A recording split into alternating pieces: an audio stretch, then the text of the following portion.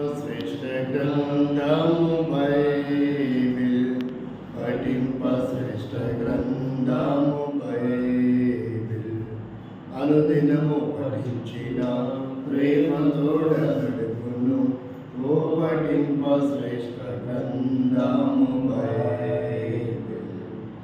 దేవుని వాక్యంలో నుండి ఈ ప్రార్థన కూడిక నిమిత్తము ఒక వ్యక్తి జీవితంలో ఎలాంటి పరిస్థితులు విపత్తులు తను ఎదుర్కొన్నాడో ఆ సమయంలో తను వాడిన ఆయుధం ఏంటో దాన్ని మనము పరిశీలన చేసి కొంత సమయంలో ప్రార్థన గడుపుతాం. 50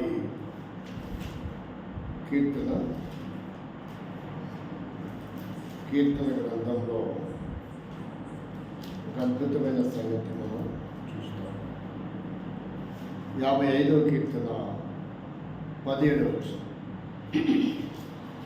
కీర్తన గ్రంథం 55:17. సాయంకాలమున ఉదయమున మధ్యాహ్నమున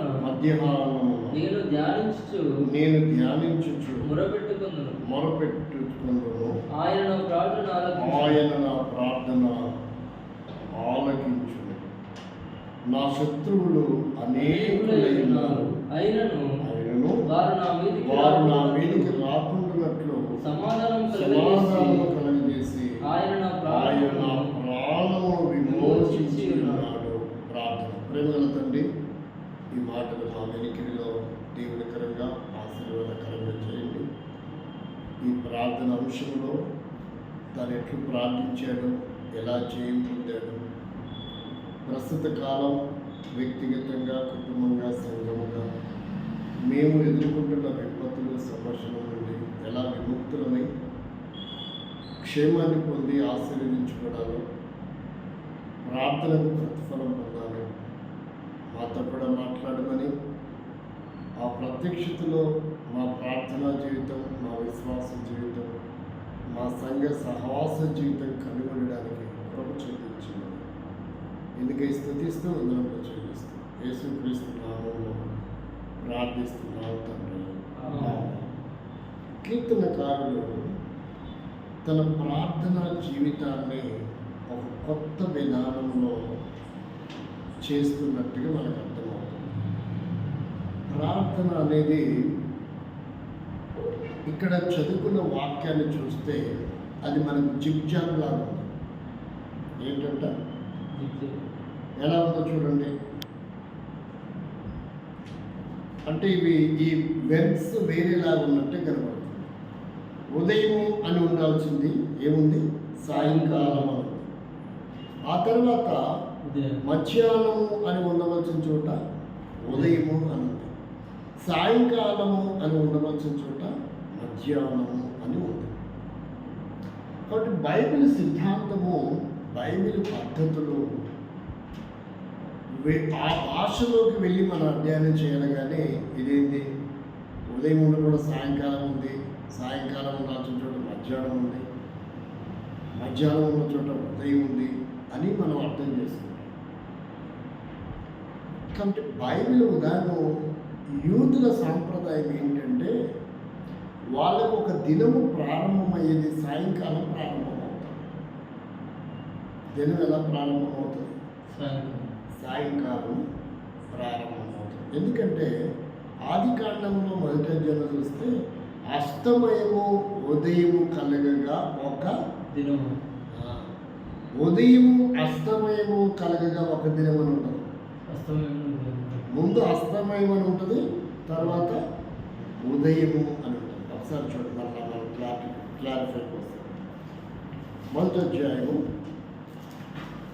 ఆది కాండం మొదటి అధ్యాయము, దేవుని యొక్క సంకల్పము 8వ వచనం చదవండి, లేదంటే 5వ వచనం కూడా చదవచ్చు.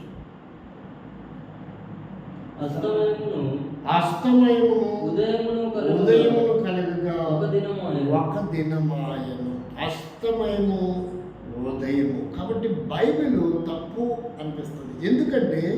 వీడికి అర్థమైన భాష ఏంటంటే ఉదయము సాయంకాలం అని అనుకుంటాడు.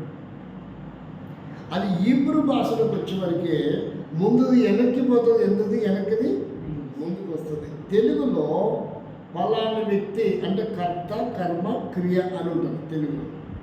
మరి ఆంగ్లంలో ఎట్లుంటుంది? కర్త వెనక్కి వెళ్తాడు. ఆంగ్లంలో ఎట్లుంటుంది? కర్త వెనక్కి వెళ్తాడు. ఇది ఈ మెరిసి అర్థం చేసుకోలేక బైబిల్ తప్పు ఉంది, సాయంకాలం ఏంది, అస్తమైన తర్వాత ఉదయం ఏంది, కాబట్టి మొదటి నుంచి ఇది తప్పు ఉందనుకుంటాడు. కాబట్టి బైబిల్ని నీకు తెలిసిన పద్ధతిలోకి వెళ్ళి ఆలోచన ఎప్పుడు చేయకూడదు. అంటే ఈరోజు మన ధ్యానంలో ఏమని చెప్తున్నాడంటే దినమునకు 3 పర్యాయములు ప్రార్థన చేసుకునడానికి ఆయన అవకాశం కుదిరింది అని చూడాలి మనం. దావీదు మహారాజు అయినప్పటికీ ఏం చేశాడంట? దినమునకు 3 పర్యాయములు. అంటే ఏ సమయంలో చూసినా ఆయన ఎక్కడున్నాడు? ప్రార్థనలో ఉన్నాడు. ఉదయకాలము ప్రార్థనలో ఉన్నాడు, మధ్యాహ్న కాలము ప్రార్థనలో ఉన్నాడు, సాయంకాలం అంటే మన భాషలో మన తెలుగు వారి పద్ధతిలో మనం చూస్తున్నాం. లేక ఇండియా విధానంలో మనం చూస్తే ఉదయం ప్రార్థన, మధ్యాహ్నం ప్రార్థన, సాయంకాలం కూడా ప్రార్థన. అంటే దావీదు ఎంతగా హెచ్చించబడడానికి, ఇన్ని సమస్యల వలయములో నుండి తప్పించబడడానికి బలమైన కారణం ఏంటి అంటే ఆయన దినమునకు 3 పర్యాయములు ప్రార్థనా జీవితం కలిగిన వాడిగా ఉన్నారు. మరి ఈరోజు మనము కనుక కొలత పెట్టుకుంటే దినమునకు ఎన్ని పర్యాయములు మనం ప్రార్థనలో గడుపుతున్నాము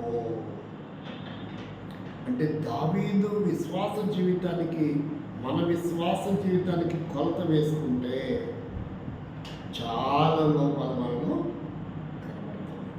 అంటే అన్నిటికీ మనం సమయాన్ని కేటాయిస్తాము, కానీ దినమునకు 3 పూటల ప్రార్థన చేయడానికి మన సమయాన్ని కేటాయించాం.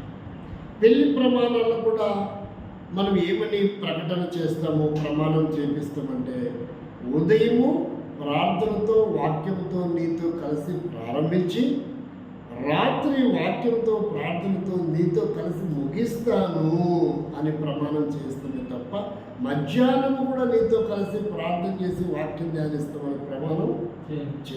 ఎందుకనంటే మన దేశం యొక్క కల్చర్ ఏంటంటే ఉదయం నుండి సాయంకాలం వరకు పనిచేయాలి. కాబట్టి మధ్యాహ్నం అవకాశం. ఒకవేళ కొన్ని కంపెనీలు కొన్ని ఉద్యోగాలు చూస్తే షిఫ్ట్ల వారీగా ఉంటాయి. ఎట్లుంటాయి? A shift, B shift, C shift అని ఉంటాయి. వారికి కూడా కొంతమందికి మధ్యాహ్నం కలుసుకొని ప్రార్థన చేసుకునే అవకాశం ఉండదు. సి షిఫ్ట్ చేసే వాళ్ళకి రాత్రి ప్రార్థన చేసే అవకాశం ఉండదు. ఎందుకంటే వాళ్ళు 6 గంటలకు వెళ్తారు, ఉదయం 10 గంటలకు వెళ్ళి 8 గంటలకు వెళ్ళి ఉదయం 6 గంటలకి డ్యూటీ దిగాల్సి వస్తుంది. ఒకవేళ ఉదయం 6 గంటలకి డ్యూటీకి ఎక్కితే మధ్యాహ్నం 2 గంటలకి డ్యూటీ దిగాల్సిన పరిస్థితి, 2 గంటలకి డ్యూటీకి ఎక్కితే రాత్రి 10 గంటలకి డ్యూటీ దిగాల్సిన పరిస్థితి ఏర్పడుతుంది. ఇలా షిఫ్ట్ల వారిగా డ్యూటీ చేసే వాళ్ళకి మధ్యాహ్నం కొంతమంది ప్రార్థన వీలవదు, కొంతమంది ఉదయాన్నే ప్రార్థన వీలవదు, కొంతమందికి రాత్రి కూడా ప్రార్థనకు వీలవదు. ఈయన ప్రార్థనలో ఇంకొక మెట్టు ఎదిగాడట. ఏంటి ఆ మెట్టు అంటే చూడండి, 56వ కీర్తనలో ఆ మెట్టు మనం చూస్తాం. 56వ కీర్తనలో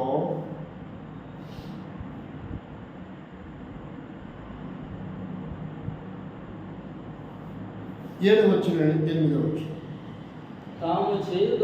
తాము చేయు దోషముల చేత దోష క్రియల చేత వారు తప్పించుకొందురా దేవా, కోపము చేత జనమును అనగొట్టుము, నా సంచారములను నీవు లెక్కించుకున్నావు.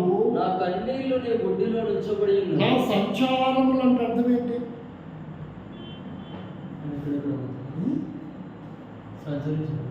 నా సంచారం అంటే అర్థం ఏంటి? నా ప్రయాణాలు. సంచారం అంటే అర్థం ఏంటి? సంచార జీవులు అని అంటారు కొంతమంది. అంటే వారు ఒక చోట స్థిరంగా ఉండరు. వారి జీవనోపాధి వలస వెళ్తూ ఉంటారు. వారిని సంచార జీవులు అని పిలుస్తారు. నా సంచారములను నీవు లెక్కించి నోటే అంటే నేను ఏం చేస్తానో, ఎప్పుడు ఏ ఊర్లో ఉంటానో, ఎప్పుడు ఎక్కడ ఉంటానో అవన్నీ కూడా నువ్వు లెక్కలో. అంటే నేను ఉదయకాలం ఎక్కడుంటా, నేను మధ్యాహ్నం ఎక్కడుంటా, నేను సాయంకాలం ఎక్కడుంటా, అన్నీ నువ్వు లెక్కలు వేస్తున్నావు. నేనైతే లెక్కలు వేసుకోలేకపోతున్నాను, నీవైతే లెక్క వేస్తున్నావు అని చెప్తూ కిందికి వచ్చే వరకు ఏమంటాడంటే, నా కన్నీళ్లు నీ బుడ్డిలో ఉంచబడి ఉన్నవి, అవి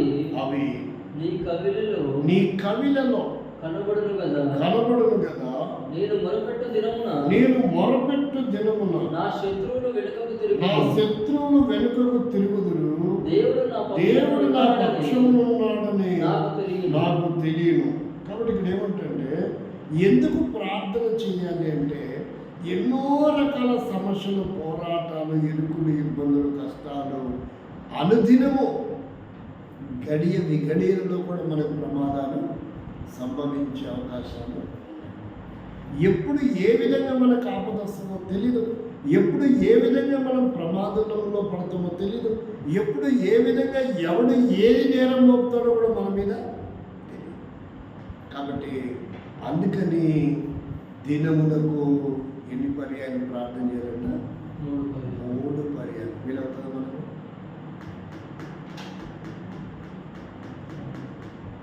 మహారాజుకి ఎలా వీలైంది అంటే, ఇక్కడ మర్మం ఏంటంటే వీలు చేసుకోవాలి. మహారాజుకే వీలైందంటే మనకెందుకు వీలవ్వదు? దాన్ని మనం కేటాయించాలి టైము. ఒకవేళ మధ్యాహ్నం సమయము మనకి గంట ఉండకపోవచ్చు, మధ్యాహ్నం సమయము మనకి 10 నిమిషాలు ఉండొచ్చు, లేక 5 నిమిషాలు ఉండొచ్చు, లేక ఒక పావు గంట. మనము ప్లాన్ చేసుకోవాలి.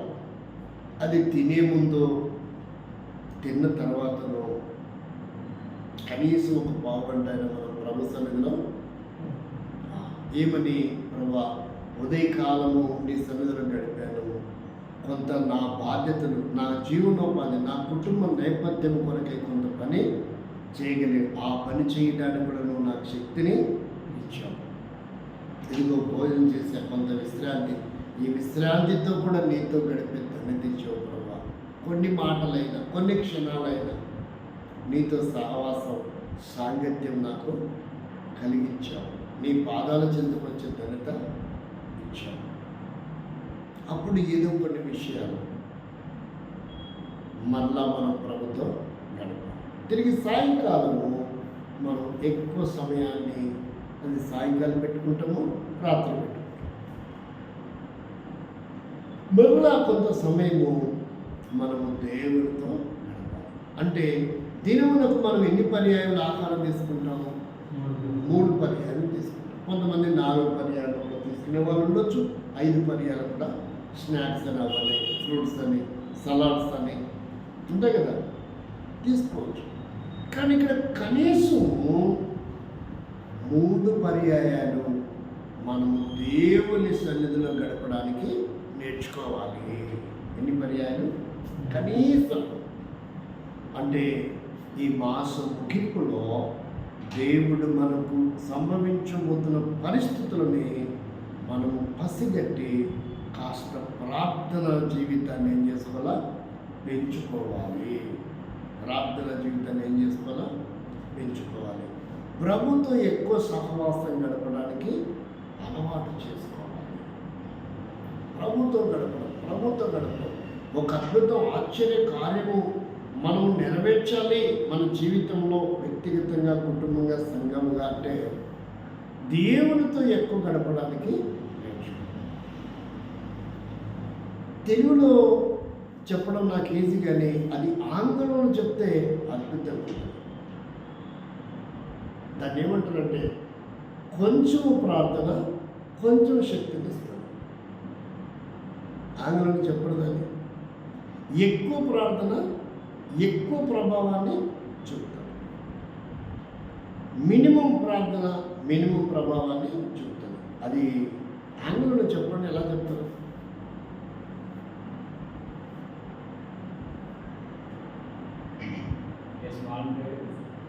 Small thing.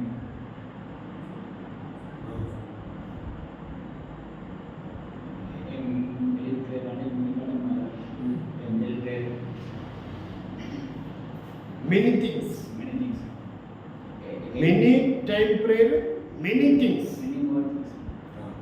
అంటే ఎక్కువ సమయము ఎక్కువ కార్యాలు చేయడానికి చూడడానికి అవకాశం వస్తుందన్న. ఎక్కువ ప్రార్థన చేస్తే ఎక్కువ కార్యాలు మనం చూస్తాం. తక్కువ ప్రార్థన చేస్తే తక్కువ కార్యాలు చూస్తాం. లేదనుకో దాన్ని ఏమంటారు? Loss prayer. Many losses. అన్నిట్లో లాస్ ఇంకా. అంటే ప్రేయర్ చేయలేదు, Last prayer, many losses. ఇక అన్నిట్లో మనం లాస్ అని గుర్తుపెట్టుకున్నాం.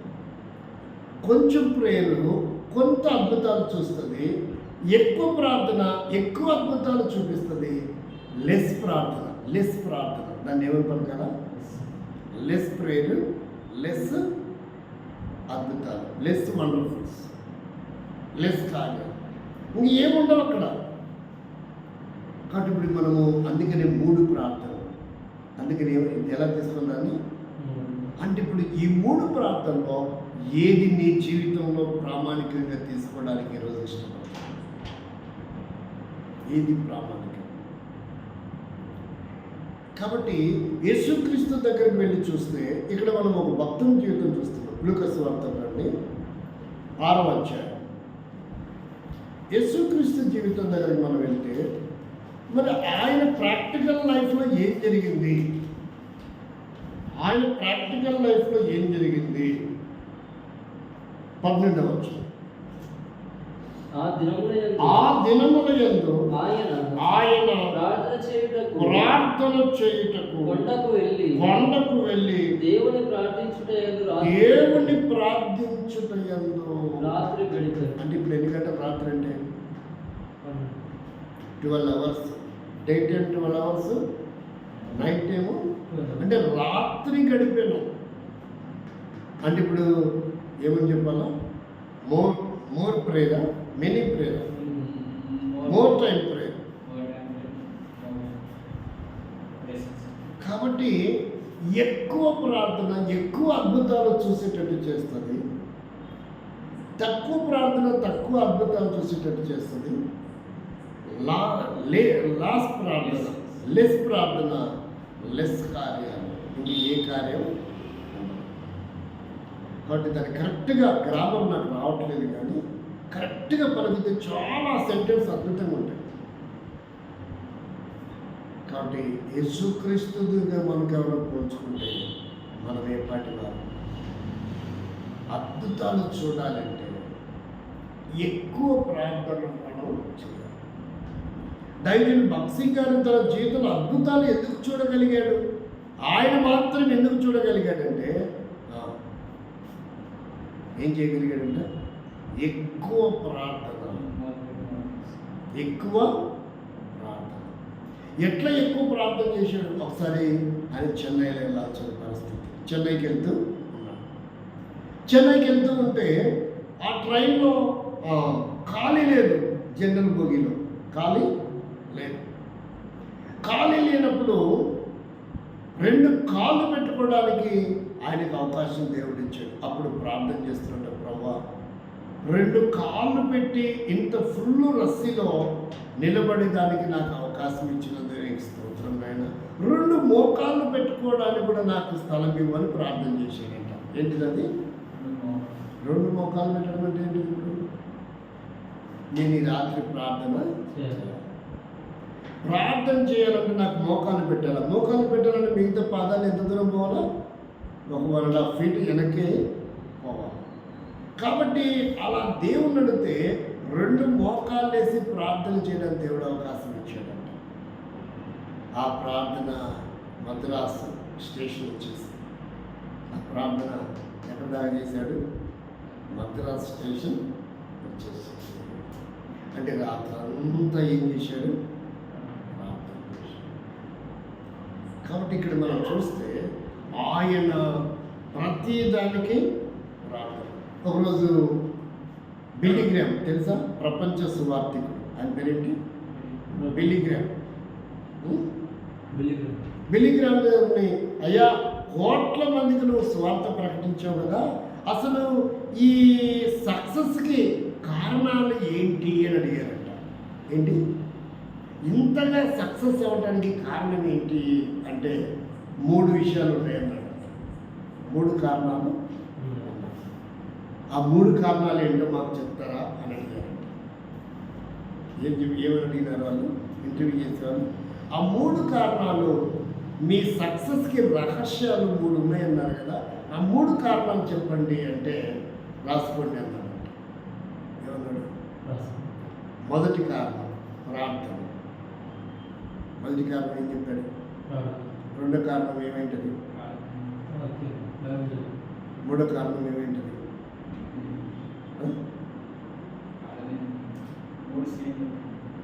మొదటి కారణం ప్రార్థన, రెండో కారణం ప్రార్థన, మూడో కారణం ప్రార్థన. అంటే నా సక్సెస్కి 3 కారణాలు కూడా ఏంటంటే ప్రార్థన. అంటే ఏం ప్రార్థనలు?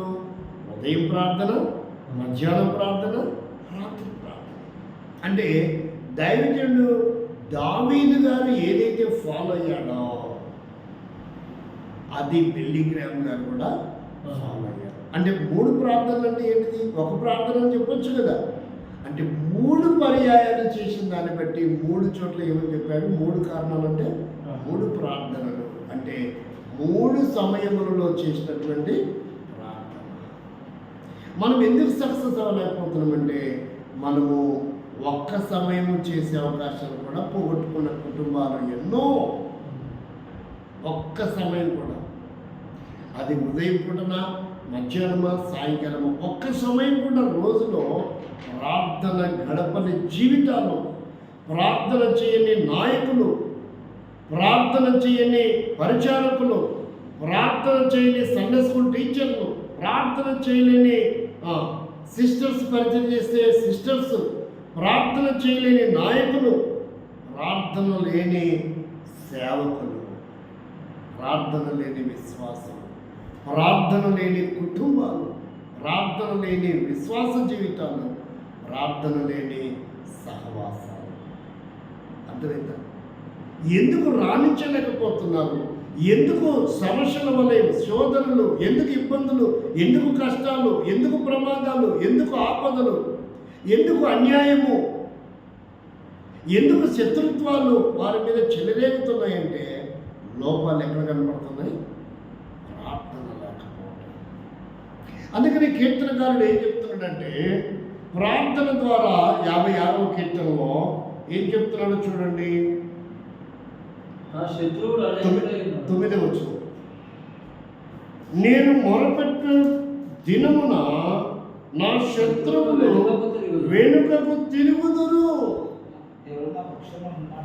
అంటే మనకి ఎలా ఉందంటే ఎప్పుడైతే మనం ప్రార్థన చేస్తామో శత్రువులు మనల్ని చంపడానికి, అటాక్ చేయడానికి వచ్చిన వాళ్ళు కూడా వెనుతిరిగిపోతారు. ఎప్పుడైతే మన ప్రార్థన జీవితంలో లోపం ఉంటుందో అసలు మన మీద పగ లేనటువంటి వ్యక్తులు కూడా మన మీద పగ సాధించే పరిస్థితి ఏర్పడుతుంది. అంటే ప్రార్థన లెస్ అవటం వల్ల సమస్యలు యాడ్ అవుతున్నాయి. అసలు ఏం లెస్ అవుతుంది? లెస్, ప్రార్థనలే లెస్ అవుతుంది. సమస్యలేమో యాడ్ అవుతున్నాయి, ఇబ్బందులు యాడ్ అవుతున్నాయి. ఒక్క సొంత కుమారునికి ₹1 ఇచ్చి ఒక అరగంటకో పావుగంటకో మళ్ళీ ₹1 అడిగితే ఎంత గొప్ప వస్తుంది? అలాంటిది మన అకౌంట్లో నుంచి, మన జీవితం నుంచి వేల రూపాయలు వెళ్ళిపోతూ ఉంటే ఎంత బాధ అనిపిస్తుంది? ఆ లాస్, అది మనకు లెస్ అయిపోయినట్టే, మనం లాస్ అయినట్టే. ఎందుకు అంత లాస్ అవుతున్నామంటే ఇక్కడ లెస్ ప్రార్థన బట్టి అక్కడ లాస్ అవుతుంది. ఏ విషయంలో మనం లెస్ చేస్తున్నాం? ప్రార్థన విషయంలో లెస్ అవుతున్నాం. కాబట్టి అక్కడ అన్ని రకాలుగా మనకు లాస్ అవుతుంది. మన మధ్య కాలంలో లాస్ ఏంజల్ మొత్తం ఏమైపోయింది? తగలబడిపోయింది. అంతగా లాస్ అవడానికి గల కారణం ఏంటి? అగ్రదేశం కదా. ఎందుకు అంతగా లాస్ అయిపోయింది? అందుకని నేనేం చెప్తున్నానంటే, ఇక్కడ మనం గమనించవలసిన విషయాలు, ఎంత లెస్ ప్రార్థన ఉంటుందో అంత లాస్ అవుతాము, అంత నష్టపోతాము. ఎంత ఎక్కువ ప్రార్థన చేస్తామో అంత బెనిఫిట్స్ మనం పొందే అవకాశం. కాబట్టి మన రహస్యానికి, ఎదుగుదలకి, మన ఆశీర్వాదానికి మర్మం ఏంటంటే ప్రార్థన. అంటే ఒక విశ్వాసకి ప్రార్థన అనేది ఆక్సిజన్ లాగా తీసుకోవాలి. ఎలా ఉండాలి? ఒక మనిషికి ఆక్సిజన్ ఎంత ముఖ్యమో ఒక విశ్వాసకి ప్రార్థన కూడా ఆక్సిజన్ లాగా ఉండాలి. ఇంకా అది లేకుండా నేను బ్రతకలేను అనే విధానంలో నేను ప్రార్థన. కాబట్టి ఏమంటుంటే, మా శత్రువులు ఏమైనారు? వెనక్కి తిరిగి. ఆ ప్రార్థన ఎలా చేసిందంట? కన్నీటి ప్రార్థన. ఆ ప్రార్థన ఇంకా కొంచెం ఏమి ఆడైంది? 8వ వచనం, నువ్వు కన్నీరు కార్చే ప్రతి కన్నీటి బొట్టుకి దేవుడు లెక్క కడతాడు. ఏం చేస్తాడు? లెక్క కడతాడు. ఆదంట అది దాచిపెట్టబడుతుందంట. చూడండి, అక్కడే రాశాడు. ఏమని రాశాడు? నీ కవిలలో కనబడను కదా. అంటే పుస్తకం అంటే లిఖించబడుతుంది. నువ్వు ఎప్పుడెప్పుడు ఎంత కన్నీరు బిల్బొట్లు కార్చావో, ఎంత భారంగా ప్రార్థించావో. కన్నీటి ప్రార్థన కరువై ఎన్ని రోజులైంది, ఎన్ని వారాలైంది, ఎన్ని నెలలైంది, ఎన్ని సంవత్సరాలైంది. అర్థమవుతుందా? కన్నీటి ప్రార్థన. ఈ కన్నీరు అనేది వేరొక దానికి ఉపయోగించాడు, వేరొక పనికి. 124వ కీర్తనలో 124, 126వ కీర్తన చూడండి, ఒక అద్భుతమైన విషయాన్ని చెప్పాడు. ఆ కన్నీరు లేకపోవటం వలన తగినటువంటి ప్రతిఫలము 126, 5-6 వచనం. కన్నీళ్లు విడుచుచు విత్తువాడు సంతోషగానముతో పంట కోయుదురు. పిడికెడు విత్తనమును చేత పట్టుకొని ఏడ్చుచు పోవు విత్తువాడు సంతోషగానము చేయుచు పనులు మోసుకొను. అంటే నువ్వు చేసే ప్రతి పని ప్రార్థన పూర్వకంగా కన్నీటితో కూడిన పని ఉండాలి. ఏంటంటే ఏమని రాస్తాడు? కన్నీరు విడుచుచు విత్తువాడు. అంటే నువ్వు పని ఏదైనా, అది వ్యవసాయమా, వ్యాపారమా, ఉద్యోగమా, కోచింగా, ట్రైనింగా, ట్రాన్స్ఫరా, ప్రమోషనా, విదేశీయానమా, జాబు రావటమా, అది ఏదైనప్పటికీ, సంతానమా, వివాహమా, వ్యవసాయమా, నీ రంగం ఏదైనప్పటికీ, నువ్వు చేసే ప్రతి పని, నువ్వు చేసే ప్రతి ప్రార్థన ఎలా ఉండాలంట? కన్నీటితో చేయాలి. ఎప్పుడైతే ఈ కన్నీరుకు విలువ కట్టేవాడుగా ఉన్నాడు దేవుడు. కొంతమంది వాళ్ళకి లేదు చీరలు, వీళ్ళకి లేదు వాషింగ్ మెషిన్, ఏడుస్తూ ఉంటారు. వాళ్ళకున్న వీళ్ళకున్న కాదు. ఆ ఏడుపు కాదు మనం ఏడవలసింది. ప్రభు పాదాల దగ్గర మనం కన్నీరు కారుస్తే ఈ కన్నీటికి విలువ ఉంది. ఏ కన్నీటికి విలువ ఉంది? ప్రభు పాదాల దగ్గర కన్నీరు కారిస్తే. చూడండి ఎంత విలువ వచ్చిందంటే 7వ అధ్యాయం లూకాసు వార్తలో ఎంత విలువ వచ్చిందంటే, లూకాసు వార్త 7వ అధ్యాయంలో ఎంత విలువ వచ్చిందో చూడండి. ఆ కన్నీటికి అది ఆశ్చర్యంతో కూడినటువంటి విధానంలో ఉంటుంది. ఆ కన్నీటికి ఎంత విలువ వచ్చిందంటే చూడండి, ఎంత అద్భుతమైనటువంటి విధానంలో 45, 46 వచ్చిన, 44, 45 వచ్చిన. ఏంటా కన్నీరు? రోజుకు 3 పర్యాయములు. ఏంటా కన్నీరు? దావీదు జీవితంలో ఆ స్త్రీ వైపు తిరిగి సీమోనుతో ఇట్లను, ఈ స్త్రీని చూచుచున్నావే, నేను నీ ఇంటిలోనికి రాగా నీవు నా పాదములకు నీలియలేదు కానీ ఈమె తన కన్నీటితో నా పాదములు తడిపి తల వెంట్రుకలతో తుడిచెను. ఏంటంట? కన్నీరుని మనం వృధా చేయకూడదు. ఆ కన్నీరును దేవుడి దగ్గర మనం గడపాలి. ఆయన పుస్తకంలో లిఖిస్తాడంట, ఈరోజు ఉదయము ఎన్ని కన్నీటి చుక్కలు రాగాయి, మధ్యాహ్నము ప్రార్థనలో ఎన్ని కన్నీటి చుక్కలు రాయాయి, రాత్రి లేక సాయంకాలం ప్రార్థనలో ఎన్ని కన్నీటి చుక్కలు రాయి. వాటికి లెక్క కట్టి మార్క్స్ వేసి దానికి అవార్డులు రివార్డులు దేవుడు ప్రకటించి ఇక్కడ ప్రకటించాడు. ఒక రివార్డు ఏంటో చూడండి. ఏమని ప్రకటించాడు? 47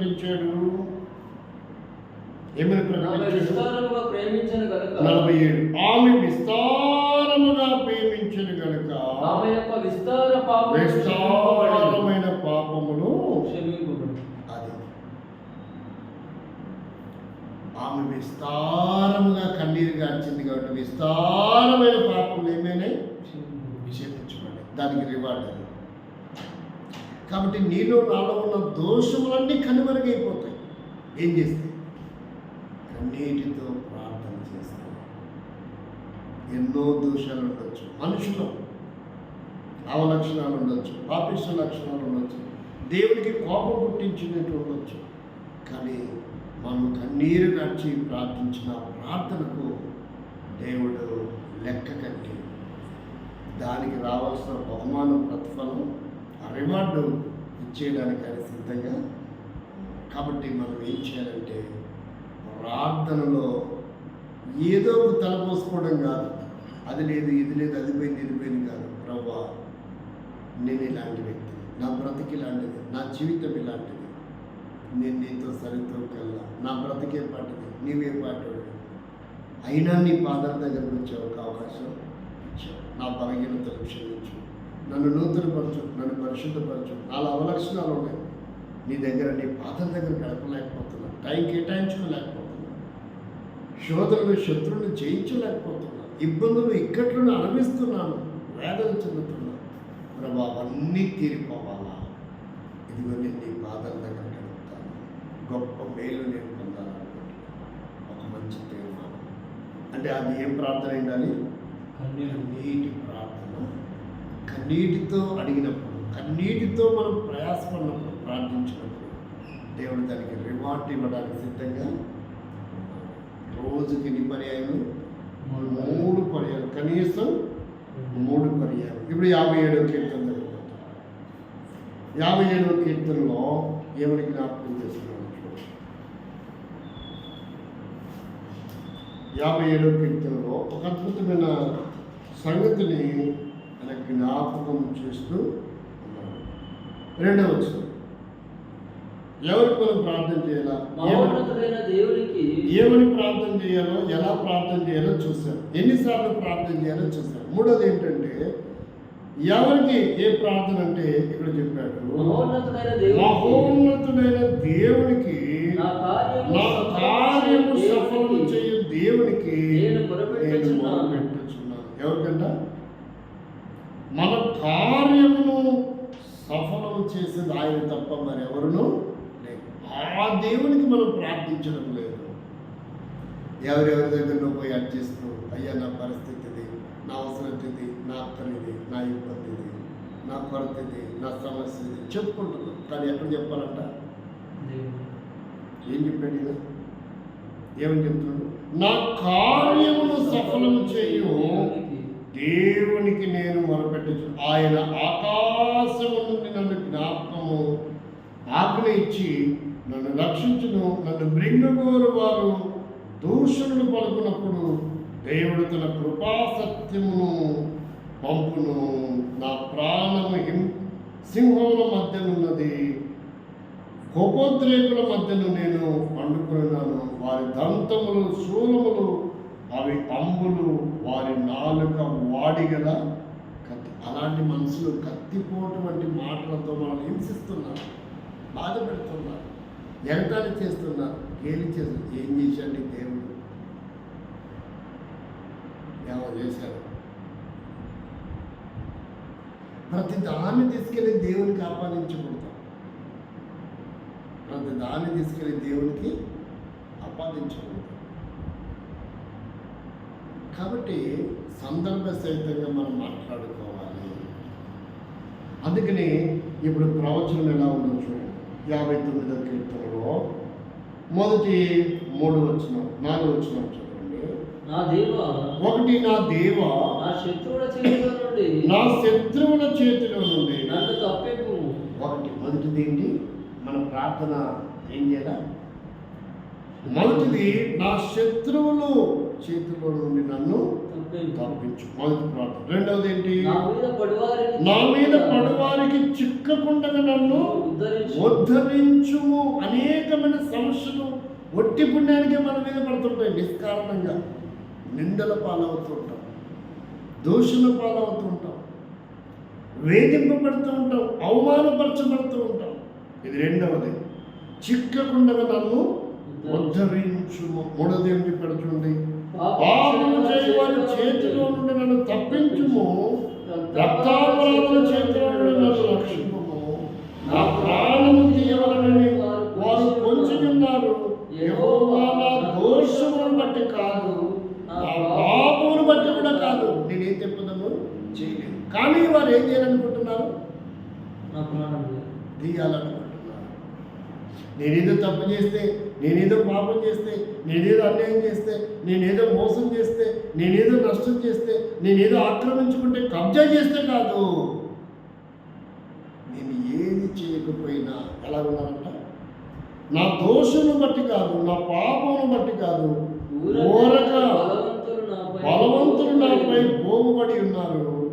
నా యందు ఏ అక్రమము లేకున్నాను. వారు పరుగులెత్తి సిద్ధపడుచున్నారు. ఇది యేసుక్రీస్తు మీద జరిగిన ప్రవచనం. ఇవి ఈరోజు మన మీద కూడా ప్రభావితం అవుతున్నాయో లేదా? ఒట్టి పుణ్యానికి ఏ తప్పిదము లేకపోయినప్పటికీ, ఏ తొందరపాటు లేకపోయినా, ఏ కాని మాట వాళ్ళను యథేచ్ఛగా చలమని అవుతున్నారు. ఏ కేసులు లేవు వారి మీద. ఇంకా విచ్చలవిడిగా మాట్లాడుతూనే ఉన్నారు సోషల్ మీడియాలో. యేసుని దూషిస్తూ, యేసు తల్లిని దూషిస్తూ, క్రైస్తవాన్ని దూషిస్తూ, బైబిల్ని దూషిస్తూ, చిన్న చిన్న పదాలు పట్టుకొని దాన్ని పెద్ద తప్పుగా భూతద్దాల్లో పెట్టి దాన్ని ఏమంటారయ్యా? ఇలా చూస్తారు కదా, దుర్బిని. దాన్ని ఇలా చూస్తారు కదా, రాజులు పసిగట్టడానికి ఇలా లాగి చూస్తారు. దాన్ని ఏమని పిలుస్తారు? దుర్బిని. తెలుగులో మరి ఆంగ్లంలో ఏమంటారు నాకు తెలియదు. దాని నుండి చూస్తే పెద్ద కనపడతాయి. దాని నుంచి చూస్తే 10 కిలోమీటర్ల దూరం ఉన్నది కూడా మన పక్కనే ఉన్నట్టు కనపడుతుంది. ఎంత పరిమాణం ఉన్నారో, ఎంత సైన్యం ఉందో, ఏం చేస్తున్నారో ప్రతి పాయింట్ తెలుస్తుంది.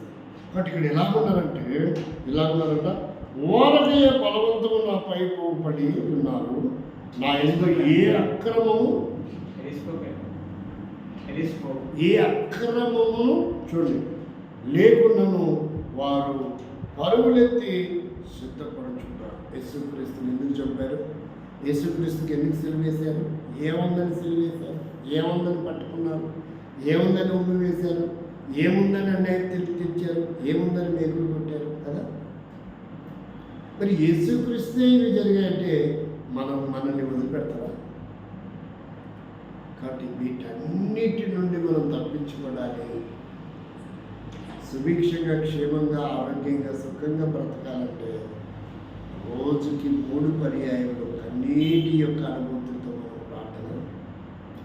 ఆ శత్రువు ఎలాంటిదైనా, ఆ సమస్య ఎలాంటిదైనా పటాపంచం చేస్తుంటే అది నీ దరిదాపుకి రాకుండా దాన్ని వేరే మార్గంలో మళ్లించి నీకు భద్రతను కల్పిస్తాడు, నీ క్షేమాన్ని కల్పిస్తాడు. కాబట్టి అంటే ప్రతి విషయంలో నువ్వు ఎదుర్కోబోతున్న సమస్యను పరిష్కరించగలిగే శక్తి దేనికి ఉంది? ప్రార్థనకి ఉంది. కాబట్టి అలాంటి ప్రార్థనను మనం ఏం చేస్తున్నామంటే నిర్లక్ష్యం చేస్తున్నాం. అలాంటి ప్రార్థనను మనం ఏం చేస్తున్నాం? అంత పవర్ఫుల్ కలిగినటువంటి ప్రార్థనని మనం ఏం చేస్తున్నాం? నిర్లక్ష్యమని. కాబట్టి ఎన్నో సమస్యలు, ఇబ్బందులు మనం ఎదుర్కోవాల్సిన పరిస్థితి ఏర్పడుతూ వచ్చింది. ఇక మీదటైనా మనం సరిచేయమని జాగ్రత్త పడి మనం భారంగా ప్రార్థించి మన సమస్యల వలయములన్నిటిలో నుండి అచ్చవచ్చిన దేవదమ్మ 107వ కీర్తన 107వ కీర్తన 107వ కీర్తన 11వ వచనం. కష్టకాలమందు దేవునికి మొరపెట్టిరి, ఆపదలన్నిటిలో నుండి వారిని విడిపించును. కాబట్టి నిజంగా నీ జీవితంలో ఆపదలు ఉన్నాయా? నువ్వేం చేయాలి? ఇప్పటిక కష్టకాలమా అయినా సరే నువ్వేం చేయాలి? ప్రార్థన చేయాలి. ఇప్పుడు 120 కీర్తన 4వ వచనంలో వారి ప్రార్థనలన్నీ సఫలము. 20 కీర్తన 4వ వచనం పై భాగం 5వ వచనం 5వ వచనంలో 20వ కీర్తన 5వ వచనంలో లాస్ట్ 2 లైన్లలో ఉంటుంది. ఇన్ని ఎంతసేపు ఎదుగుతారు? 20వ కీర్తన 5వ వచనం కనపడలేదా? నా శ్రమలో నేను యెహోవాకు మొరపెట్టితిని, ఆయన నాకు ఉత్తరం ఇచ్చును. యెహోవా అబద్ధమాడు పెదవుల నుండి 20వ కీర్తన 5వ వచనం 20 కీర్తన 20 కీర్తన 125వ వచనం. మా దేవుని నామమును బట్టి ధ్వజమెత్తుచున్నాము, నీ ప్రార్థనలన్నీ. కాబట్టి కష్టకాలమైన, వేదన కాలమైన, నిట్టూర్పులైన, ఇబ్బందులైన, శ్రమలైన, బాధలైన, అవి ఏవైనప్పటికీ, నిందలైన, అవమానములైన, అనారోగ్యమైన, ఆపదలైన, అప్పులైన, ఇంకేదైనా నిష్కారణంగా వచ్చే గొడవలైనా అవన్నీ తొలగిపోవాలంటే ఆయుధం ఏంటి? ప్రార్థన. కష్టకాలములో ఆపదలలో మొరపెట్టివి, ఆయన వాటన్నిటి నుండి విడిపించను. ఎలా మొరపెట్టాలంట? మా మొరకు చెవియొగ్గు దేవునికి, నా కార్యము సఫలపరచు దేవునికి ఏం చేయాలంట? కన్నీటితో మనం ప్రార్థిస్తే ఖచ్చితంగా ప్రతిఫలాన్ని పొందుతాం. మనం ఏమైతే లాస్ అవుతూ వచ్చామో అవన్నీ వేరొక రూపకంగా దేవుడు మనకి సమకూర్పును జరిగిస్తాడు. వాడి ద్వారా నాకేమొస్తుంది లబ్ధి, వీడి ద్వారా లబ్ధి ఏమొస్తుంది, ఇది కాదు. వాడు లేకపోయినా దేవుడు చేయగలడు. వాడిచ్చే దాని కొరకు కాదు మనం ఎదురు చూడాల్సింది. ఎవరిచ్చేది మనకు ముఖ్యం? మనుషులు ఇస్తే ఏదో కాస్త చేయిస్తారు తాత్కాలిక. అదే దేవుడిస్తే అది తరిగిపోనటువంటిది ఇస్తాడు. కాబట్టి మన సహాయం ఎవరి వైపు నుంచి రావాలా? మనుషుల వైపు నుంచి కాదు, దేవుని దగ్గర నుండి మనం పొందాలి. మనుషులు వేస్తే వర్షం ఎంత పడుతుంది? అది ఆకాశం నుండి దేవుడు కురిపించే వర్షం ఎలా ఉంటుంది? కృత్రిమ వర్షం ఎంతసేపు కురిపిస్తాం? మనం ఒక ట్యాంకి నీళ్లు కురిపిస్తాం, అయిపోతుందా లేదా? ట్యాంక్ తర్వాత వర్షం ఉండదు కాదు. అదే దేవుడు కురిపిస్తే నీళ్లు పారుతాయి కాలువలాగా. ఒక్క 2-3 నిమిషాలు వస్తే కూడా నీళ్ళు ఏమైతే మనం ఒక ట్యాంక్ అంతా పోస్తే నీళ్ళు పారుతాయా? కానీ దేవుడు 2-3 నిమిషాలకే రోడ్ల మీద నీళ్ళు ఏమవుతుంటాయి? పారుతూ ఉంటాయి. కాబట్టి అది ఆకాశం నుండి వచ్చే సహాయం, దేవుని దగ్గర నుంచి వచ్చే సహాయం. ప్రభా, నా అవసరం లేదు, ఇన్ని వేలు నాకు అవసరం, ఇన్ని లక్షలు నాకు అవసరం. మంచంలో ఉండి, హాస్పిటల్ ఉండి ప్రార్థన చేస్తూ వచ్చాను. ఒక ఆయన పడుకో. అద్భుతం ఏంటంటే రాత్రంతా మేము 1:30 వరకు ప్రార్థన గడిపాము. ఆయనకు యాక్సిడెంట్ అయింది, హాస్పిటల్లో ఉన్నాడని విని వార్త 20 సంవత్సరాల క్రితం ఇచ్చినటువంటి ₹1,00,000కి 5 లక్షలు తీసుకొని వచ్చి, అయ్యా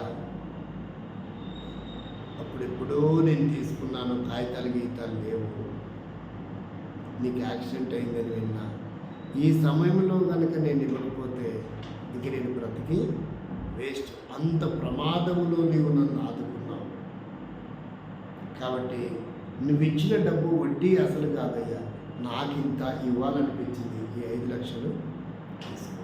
ఏమనిపించిందంట? రాత్రే రావాలనుకుంటాడు, నెమ్మది లేదంట. 12:30 1 గంటలకు వచ్చింది. పొద్దున పోయి ఇచ్చొద్దులే, పొద్దున పోయి చూసొద్దులే లేదంటే భార్య.